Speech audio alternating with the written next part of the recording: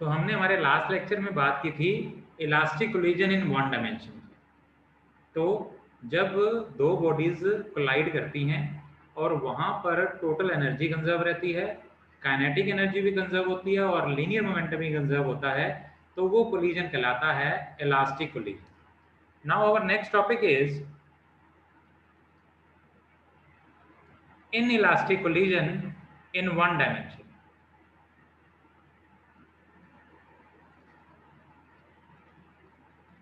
Inelastic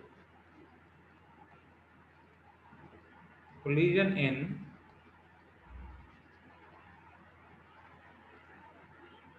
one dimension. So जब हमारे पास अब ऐसा कोलिजन होगा जहां पर there involve some loss of kinetic energy. तो अगर कोलिजन हो, ज़्यादातर हमारे पास जो हम डे टू डे लाइफ में कोलिजन देखेंगे वो इनइलास्टिक कोलिजन होते हैं, इलास्टिक कोलिजन नहीं होते। तो मानो हमारे पास एक बॉडी है m1 moving with a velocity u1 and it collides with another body of mass m2 which was moving with a velocity u2। तो ये आ गया बिफोर कोलिजन।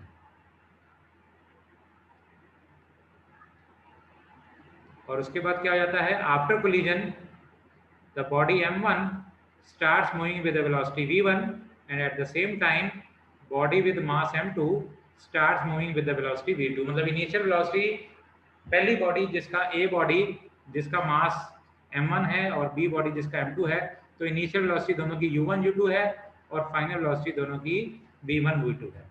तो when two bodies of masses m1 and m2 with velocities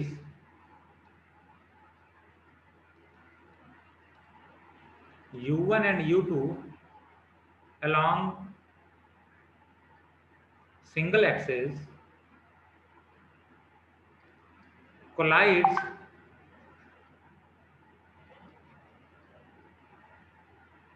and involves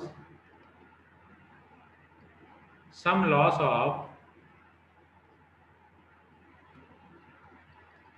kinetic energy, then the collision is known as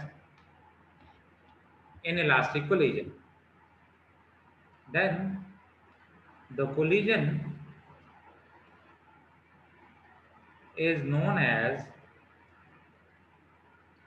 inelastic collision. So let v1 and v2 be the velocities of two bodies after collision. Be the velocities of two bodies after collision। तो as per conservation of linear momentum, अब यहाँ पर क्या होगा, अब conservation of kinetic energy तो लगा नहीं सकते क्योंकि काइनेटिक एनर्जी कंजर्व नहीं है, तो सिर्फ एक ही फॉर्मूला लगेगा as per conservation of linear momentum, क्योंकि लीनियर मोमेंटम तो कंजर्व रहता है। As per conservation of linear momentum the momentum of bodies before collision is equal to momentum after collision। तो before collision momentum पहली body का m1 u1, दूसरी का m2 u2 और फाइनल मोमेंटम क्या हो जाएगा m1 v1 और दूसरी हो जाएगा m2 v2। तो ये एक इक्वेशन आ जाएगी हमारे पास। तो इसी एक इक्वेशन से हम कोई वैल्यू निकाल सकते हैं। सो इफ वी नो, अगर हमें m1 m2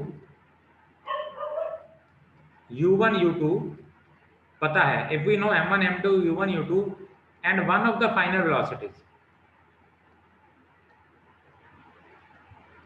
one of the final velocities we can calculate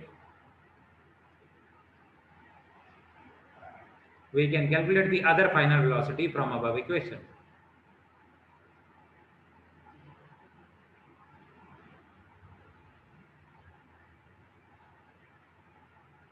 from above equation, तो हम दूसरी वेलोसिटी निकाल सकते हैं। तो इन इलास्टिक कोलिजन में हमारे पास सिर्फ लीनियर मोमेंटम कंजर्व रहता है और उससे हम ये सेकंड वेलोसिटी निकाल सकते हैं। Now there is a special case as well. So there is a special case that is of perfectly inelastic collision.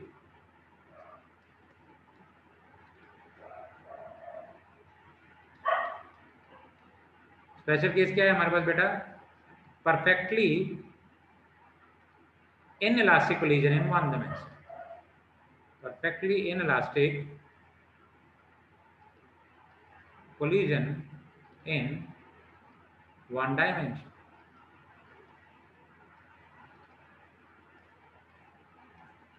तो परफेक्टली इनइलास्टिक कोलिजन पहले भी डिफाइन किया गया था, जब कोलिजन के बाद दोनों बॉडीज एक दूसरे के साथ स्टिक हो जाएं और एक साथ वन बॉडी बनके चलने लग जाएं, तो वो कोलिजन कहलाता है इनइलास्टिक कोलिजन। तो आप ये मानो कि आपके पास m1 बॉडी u1 वेलोसिटी से चल रही है और एक m2 बॉडी है आपके पास, that its velocity is 0, and when they collide both the bodies stick together and both starts moving with the velocity v. तो दोनों एक वेलोसिटी कॉमन वेलोसिटी v से चलने लगती हैं। तो ये है बिफोर कोलिजन और ये कंडीशन है after collision, before collision and after collision. So as shown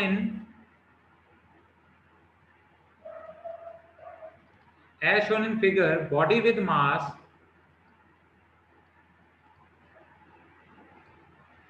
m1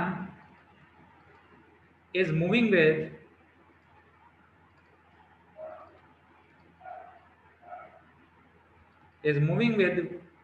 initial velocity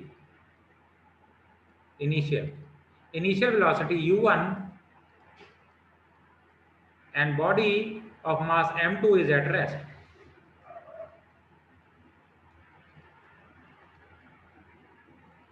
That is, initial velocity of second body is 0.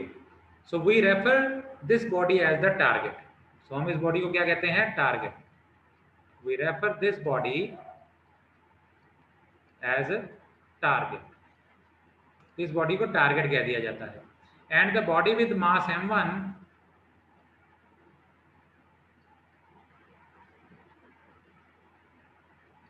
and velocity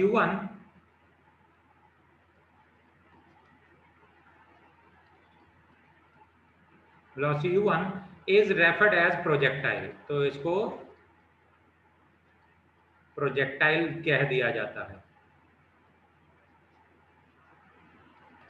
तो इसको उसको टारगेट, जो रुकी बॉडी है सेकंड बॉडी, उसको टारगेट, और जो बॉडी वेलोसिटी u1 से मूव कर रही है उसको प्रोजेक्टाइल कह दिया जाता है. तो आफ्टर कोलिजन क्या होता है? दोनों बॉडी एक दूसरे के साथ स्टिक कर जाती हैं.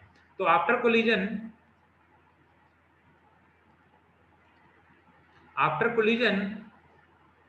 the two bodies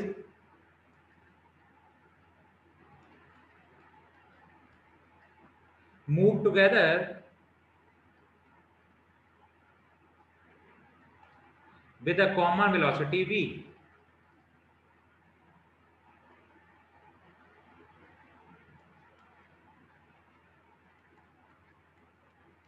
With a common velocity v. The collision is perfectly inelastic. तो इस कोलिजन को क्या बोला जाता है? Perfectly inelastic. So this is known as perfectly inelastic collision. So inelastic है तो काइनेटिक एनर्जी तो कंजर्व नहीं रहेगी, लेकिन लीनियर मोमेंटम कंजर्व रहेगा. तो as per law of conservation of linear momentum,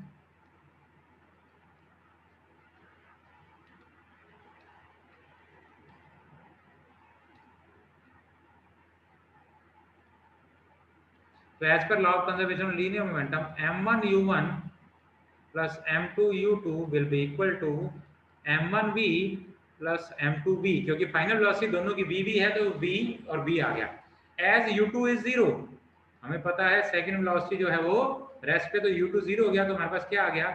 m1 u1 is equal to m1 plus m2 into v, v common निकाल लिया, it implies v comes out to be equal to m1u1 divided by m1 plus m2। तो final velocity हमारे पास आ गई m1u1 divided by m1 plus m2। तो हमें अगर m1 m2 और u1 पता है, we can calculate v by knowing m1 m2 and u1, we can calculate v, हम v निकाल सकते हैं। Okay, now as the ratio, अभी हम देख सकते हैं, ये देखिए ये रेशो जो है m1 divided by m1 plus m2 जो है, ये रेशो लेस देन 1 होगी। तो as the ratio m1 by m1 plus m2 is less than 1, therefore v final velocity will be less than u1। ये देखो, ये जो हमारे पास साइड पे ये वाली चीज है, ये वाली m1 divided by m1 plus m2 जब वो लेस देन 1 होगा, तो u1 अगर किसी लेस देन 1 क्वांटिटी से मल्टीप्लाई होगा तो जो v की वैल्यू आएगी वो u1 से छोटी होगी। तो मतलब फाइनल वेलोसिटी जो होगी वो पहली जो बॉडी इनिशियल वेलोसिटी है उससे कम ही होगी। तो v will be less than u1। So this was the case of perfectly inelastic collision. तो ये था परफेक्टली इनइलास्टिक कोलिजन। तो हमने अभी बात की inelastic collision in one dimension. तो पहले elastic collision in one dimension पढ़ा था हमने लास्ट लेक्चर में। अभी हमने बात की inelastic collision in one dimension और एक स्पेशल केस किया perfectly inelastic collision. Now the next topic is, अब इससे अगला टॉपिक है जब टू डायमेंशन में हो कोलिजन। तो elastic collision in two dimension.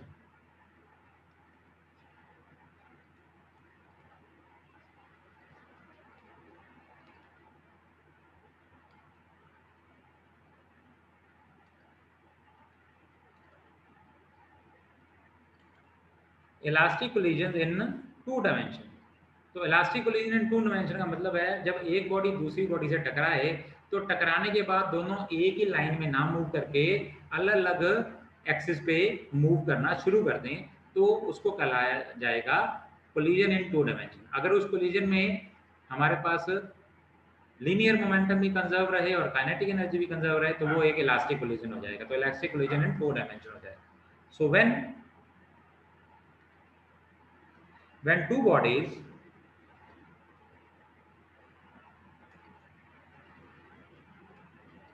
two bodies traveling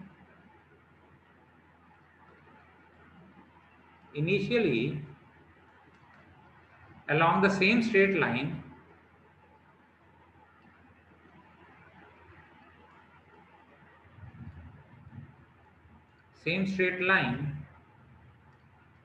collides without loss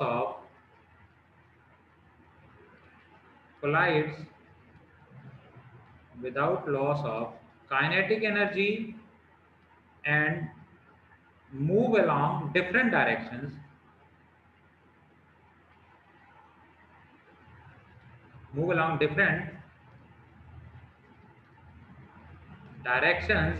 in plane after collision. तो कोलिजन के बाद वो अलग अलग डायरेक्शन में, स्ट्रेट लाइन में ना जा करके अलग अलग डायरेक्शन में प्लेन में वो मूव करना शुरू कर दे। The collision in that case, the collision is said to be elastic collision in two dimensions।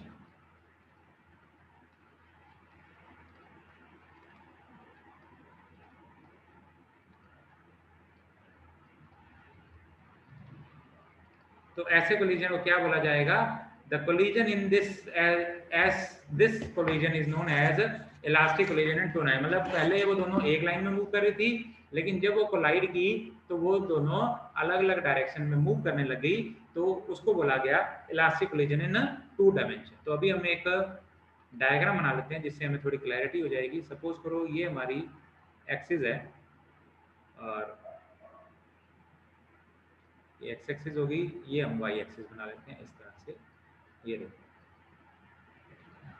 तो हमारी एक बॉडी है, we have a body A, here it is an body A of mass m1. Here we have a body B of mass m2. A strikes with body B, तो A move करती हुई body B से strike की और body ए moves along different direction. तो हम body ए की movement निकाल लेते हैं। बॉडी ए को हम शो कर देते हैं रेड लाइन से। तो body A moves along this direction, ये। तो ए बॉडी इस डायरेक्शन में मूव करने लगी with the velocity v1। This angle is theta. Suppose वो एक्स एक्सिस से थीटा एंगल पे, एक्स एक्सिस है तो इससे थीटा एंगल पे मूव कर गई हो। And B at the same time, B हमारी दूसरी डायरेक्शन में, प्लेन में ही दूसरी डायरेक्शन में मूव करी। तो बी हमारी बॉडी टक्कर लगने के बाद वो इधर को मूव कर गई, ये। और B moves in this direction with the velocity v2। तो बी की डायरेक्शन ऑफ मूवमेंट ये हो गई, ए की डायरेक्शन ऑफ मूवमेंट ये हो गई।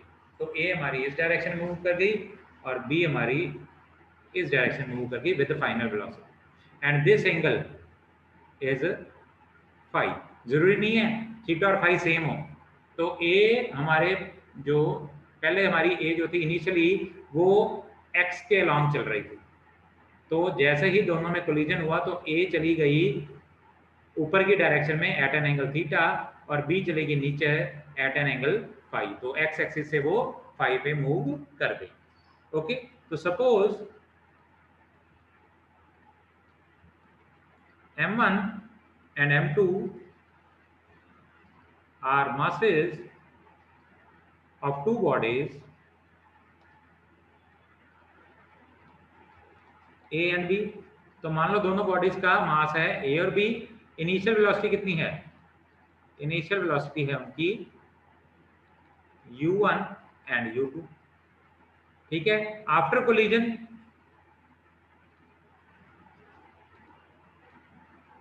Body A moves with velocity v1, moves with velocity v1 at an angle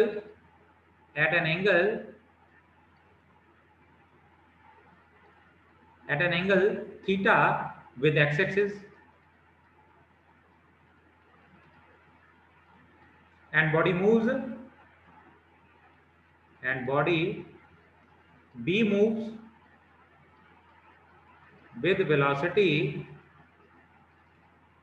v2 at an angle phi with x-axis as shown in figure। तो वो फाई पे एक्स एक्सिस पे एज शोन इन फिगर। तो figure में दिख रहा है वो नीचे की ओर फाई बना रही है, वो ए ऊपर की ओर मूव कर रही है।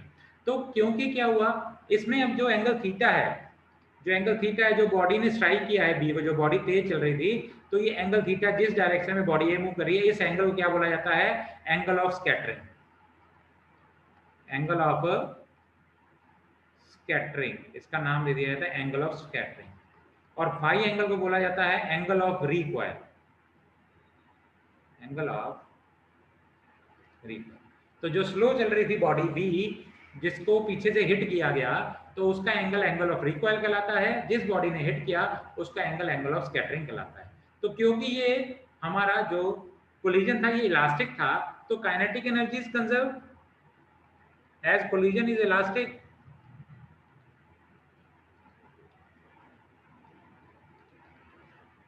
So kinetic energy is conserved। तो काइनेटिक एनर्जी कंजर्व है, तो हम क्या करेंगे? Total kinetic energy, initial kinetic energy is equal to total final kinetic energy.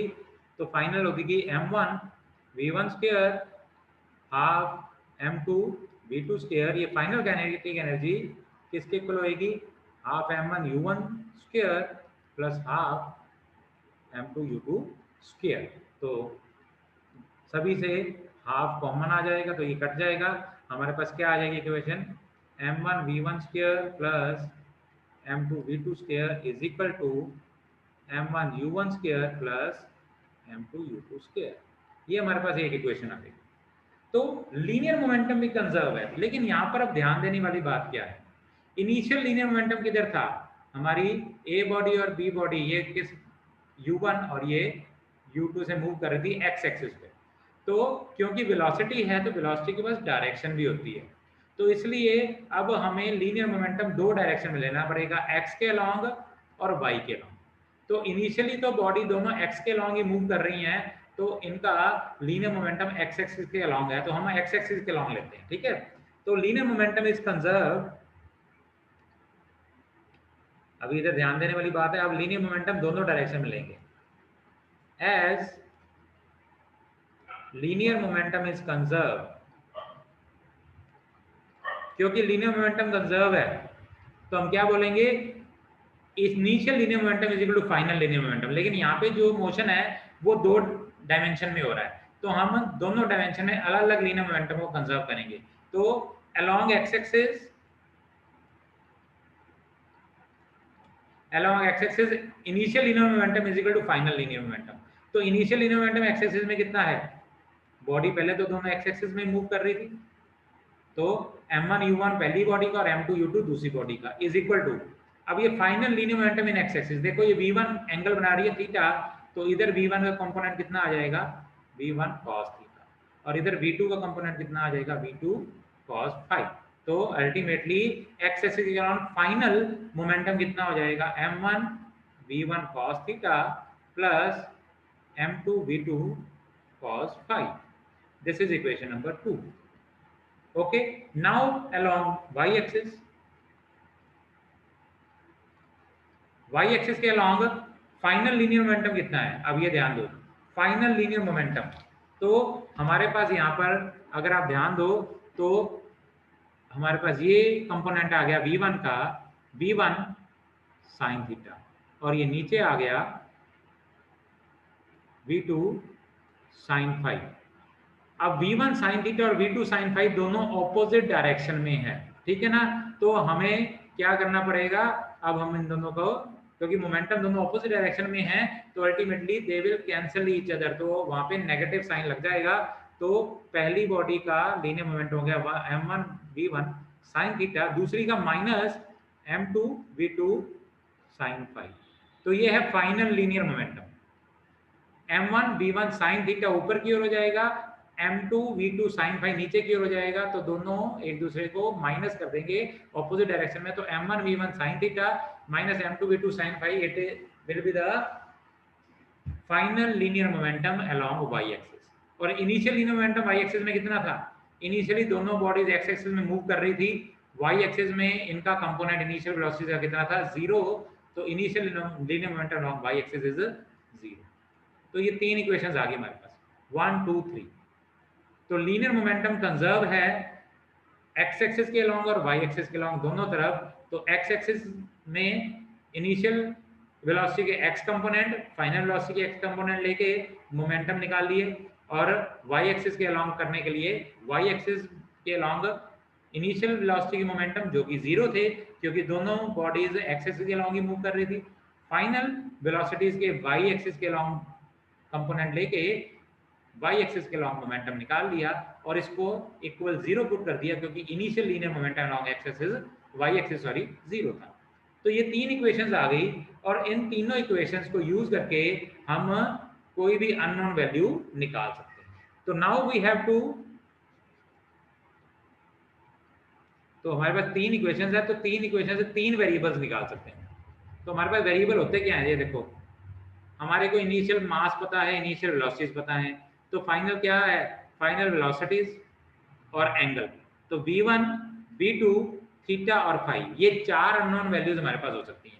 तो चारों में से अगर एक हमें पता लग जाए तो हमारे पास m1 u1 m2 u2 पता हो, v1 थीटा v2 फाई में से एक पता लग जाए, तो इन तीनों इक्वेशंस को यूज करके हम कोई भी अननोन वैल्यू निकाल सकते हैं। Now we have to calculate,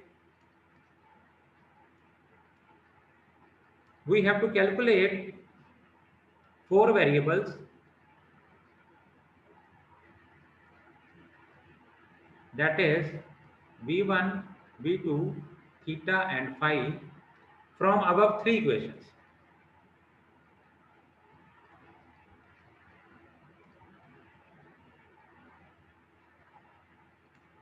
तो हम क्या करेंगे, तो फॉर डूइंग दैट, इसको करने के लिए हमें क्या करना पड़ेगा, एक वैल्यू को हमें मेजर करना पड़ेगा। तो we have to measure experimentally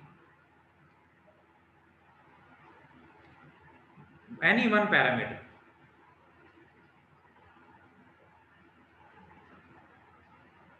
parameter, that is either v1, v2, theta और फाई। इन चारों में से कोई भी एक पैरामीटर आप माप लो और बाकी तीन पैरामीटर वो तीन इक्वेशन यूज करके आप निकाल सकते हो। तो जब आपके पास अगर इसके ऊपर न्यूमेरिकल आएगा तो आपको इन चारों में से एक पैरामीटर दिया होगा और बाकी तीन पैरामीटर आप इन तीन इक्वेशन नंबर 1, इक्वेशन नंबर 2 और इक्वेशन नंबर 3 को यूज करके आप निकाल सकते हो। So this was the elastic collision in 2 dimension. तो 2 डायमेंशन में इलास्टिक कोलिजन हमारा इस तरह से होता है। Now if we have inelastic collision in 2 dimension, तो अगर हमारे पास इनइलास्टिक कोलिजन हो 2 डायमेंशन में तब, तो our next topic is inelastic collision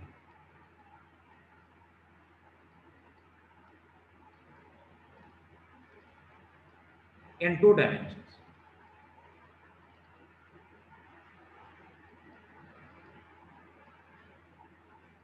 So inelastic collision in 2 dimensions. So we have an inelastic collision. तो inelastic collision ऐसा collision है जिसके अंदर काइनेटिक एनर्जी कंजर्व नहीं होती, काइनेटिक एनर्जी का लॉस होता है, सिर्फ और सिर्फ लीनियर मोमेंटम कंजर्व होता है।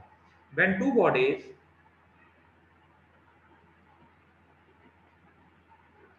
traveling initially along same straight line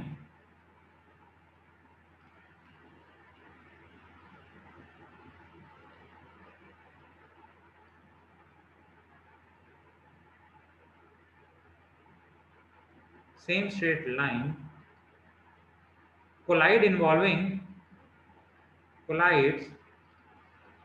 involving some loss of kinetic energy and move after collision along different directions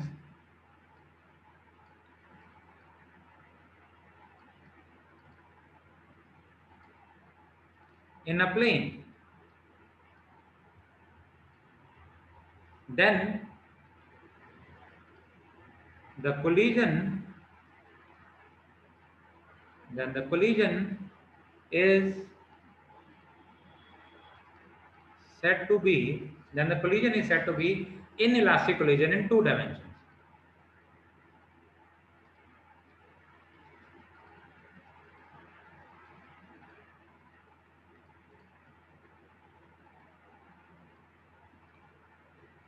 तो उसे क्या कहा जाता है, इनइलास्टिक कोलिजन इन 2 डायमेंशन।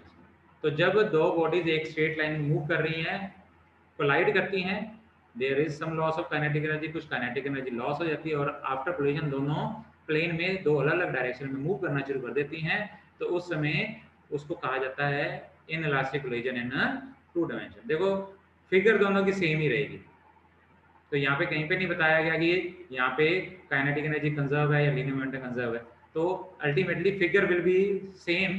तो होगा क्या, यहाँ पर सिर्फ और सिर्फ लीनियर मोमेंटम की इक्वेशन लगेगी, तो लीनियर मोमेंटम कंजर्व होगा। तो as per conservation of linear momentum, as linear momentum is conserved, so initial linear momentum, अब यहाँ पे क्या हो जाएगा, लीनियर मोमेंटम वही बात होगी, एक्स एक्सिस में कितना होगा, इनिशियल कितना होगा अलोंग एक्स एक्सिस, इनिशियल कितना m1 u1 plus m2 u2 is equal to m1 b1 cos theta plus m2 v2 cos phi. ये एक इक्वेशन हो जाएगी। एंड अलोंग y एक्सिस, तो y एक्सिस के अलोंग इनिशियल मोमेंटम कितना, 0, क्योंकि दोनों बॉडीज एक्स एक्सिस के अलोंग मूव कर रही थी। और फाइनल मोमेंटम कितना, फाइनल मोमेंटम हो गया m1 v1 sin theta minus m2 v2 sin phi which will be equal to 0. तो there will be two equations. तो इस केस में सिर्फ दो हैं, वहां पे तीन थी क्योंकि वहां पे तीसरी इक्वेशन जो थी वो काइनेटिक एनर्जी की थी जो अब इस केस में देंगी। तो उसमें सिर्फ सेकंड और थर्ड इक्वेशन हमारे पास इनइलास्टिक में रह जाएगी।